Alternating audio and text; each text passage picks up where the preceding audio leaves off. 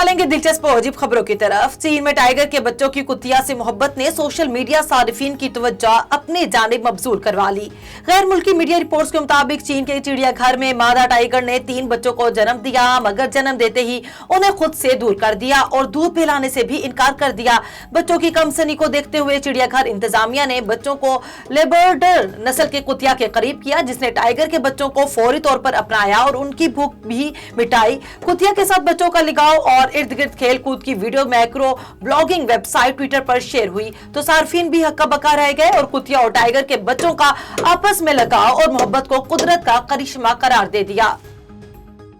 Georgia में जराइम पेशा अनासर के गिरफ्तारी के लिए खिदमात अंजाम देने वाले वफादार कुत्ता 8 साल महकमे पुलिस से रिटायर हो गया।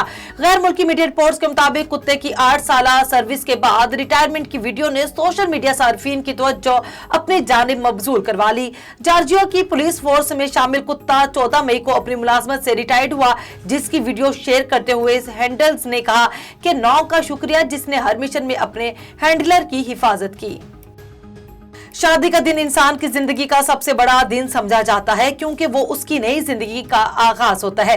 यही वजह है कि हर कोई चाहता है उसकी शादी का दिन बेहद यादगार और खूबसूरत हो। गैर मुल्की मीडिया रिपोर्ट्स के मुताबिक अमरीकी जोड़े ने शादी के लिए एक अजीबोगरीब फोटो शूट का इंतखाब किया और शादी की तस्वीर और वीडियोस को यादगार और मुनफरिद बनाने के लिए खुद को आग लगा ली।